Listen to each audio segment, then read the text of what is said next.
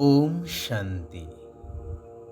मंगलमय प्रभु परमात्मा निराकार शिव बाबांकर मंगलमय महावाक्य को धारण करी जीवन को परिवर्तन करुथिबा समस्त महान आत्मा मानंकु हृदयर सहित ईश्वरीय शुभ अभिनंदन, सुस्वागतम, सुप्रभात। कुहा जाए knowledge is source of income. गोटे गाँव रे जड़े साधारण गरीब व्यक्ति रहुथांती। तांकर दुई पुओ। बड़ पुओ अति उत्तम स्वभावर, विभिन्न कार्य पितांकु सहयोग करने सहित पितांकर परामर्श क्रमे फुर्सत मिलिबा क्षणी पाठ पढ़ारे मनोनिवेश करती। जेहेतु सेमाने गरीब श्रेणीर, तेणु घरे घरे जाई ट्यूशन करी मध्य किछि रोजगार करुथिले। परंतु सान पुओ घरर समस्तंक ठारू आदर पाई टिके सुस्ती किसमर हेइथांती। स्वभाव मंद नहेले भी आलस्यपणिया जोगु कामधंदारे सहयोग केबे केबे करुथिले। पाठ प्रति आग्रह नथिला।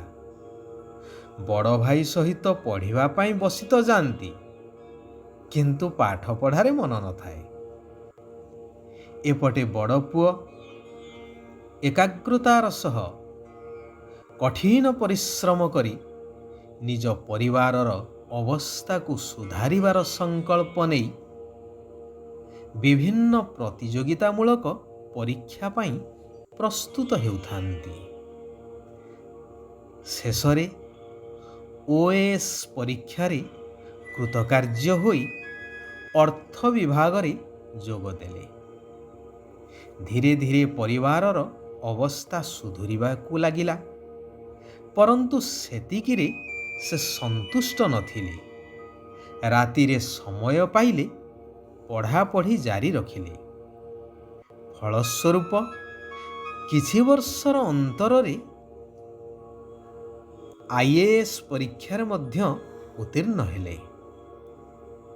व्यक्ति जनक बहुत खुशी हेले कि तांकर बड़ पुओ आज समस्त दुख को निवारण करि पारुछि।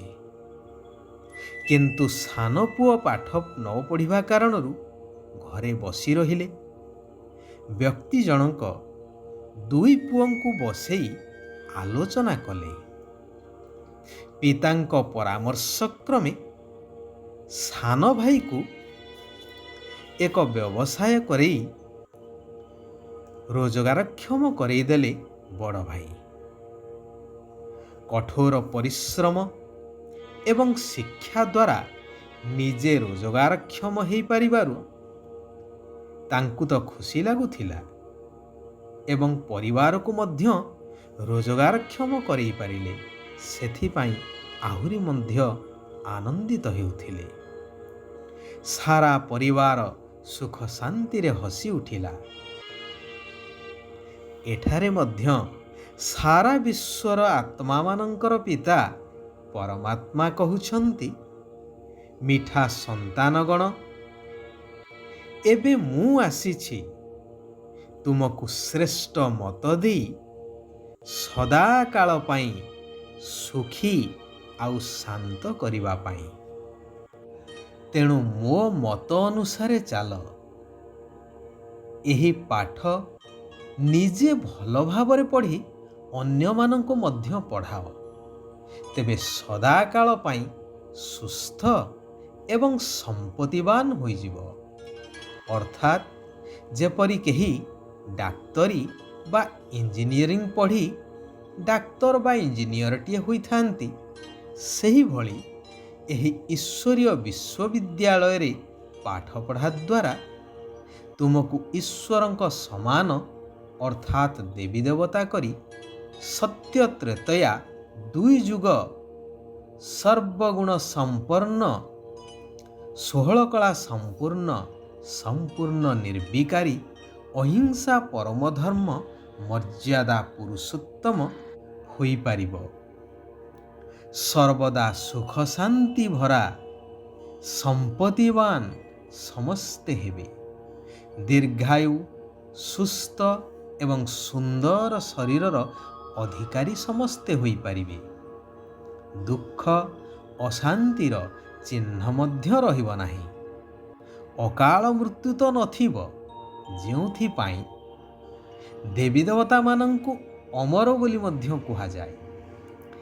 ଏହିଭଳି ଈଶ୍ୱରୀୟ ସେବା କରିବାର ଅର୍ଥାତ୍ ସାରା ପୁରୁଣା ଦୁନିଆକୁ ପରିବର୍ତ୍ତନ କରି ନୂତନ ସ୍ୱର୍ଗ ଦୁନିଆରେ ପରିବର୍ତ୍ତନ କରିବାର କାର୍ଯ୍ୟରେ ନିଜକୁ ସାମିଲ କରିବାର ସୁଯୋଗ ସାରା କଳ୍ପ ମଧ୍ୟରେ ଅର୍ଥାତ୍ 4 ଯୁଗ ମଧ୍ୟରେ ଏହି ସମୟ ହିଁ ସର୍ବଶ୍ରେଷ୍ଠ ଅଟେ।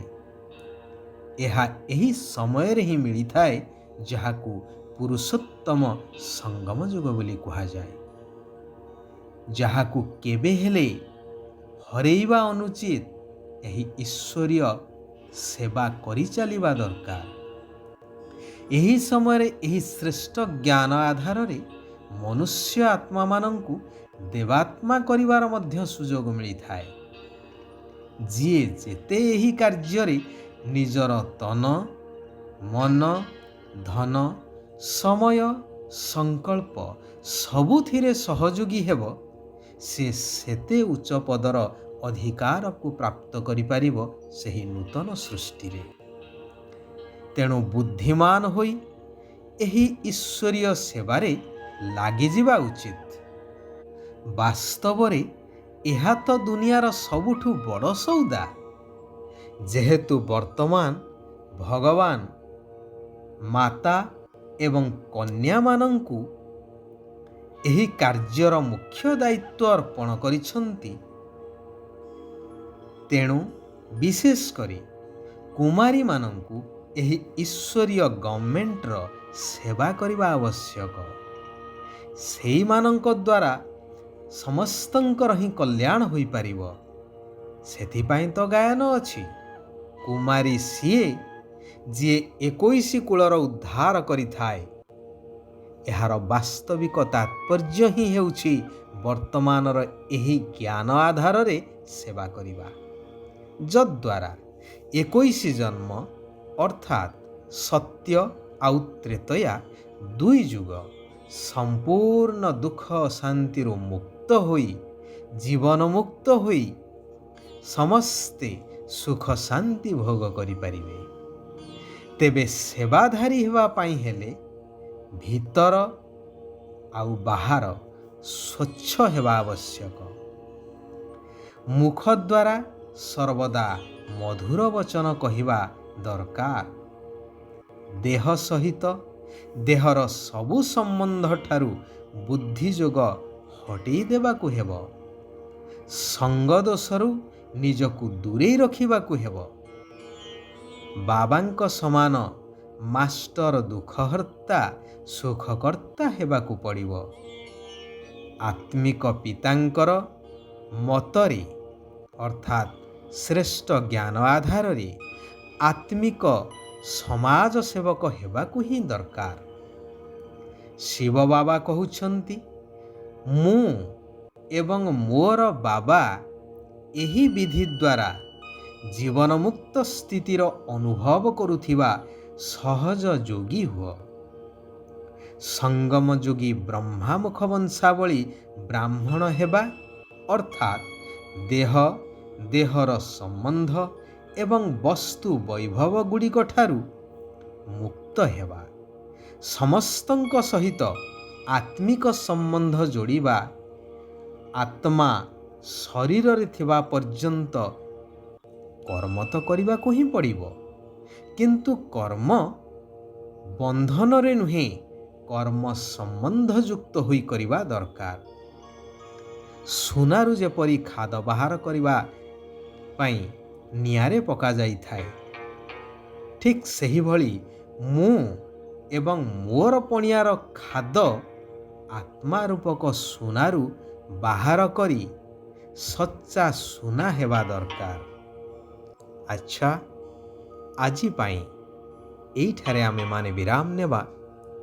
ଆସନ୍ତାକାଲି ପୁନଶ୍ଚ ଆମେମାନେ ଏକତ୍ରିତ ହେବା ସେହି ମହାବାକ୍ୟର ଆଲୋଚନା କରିବା ପାଇଁ।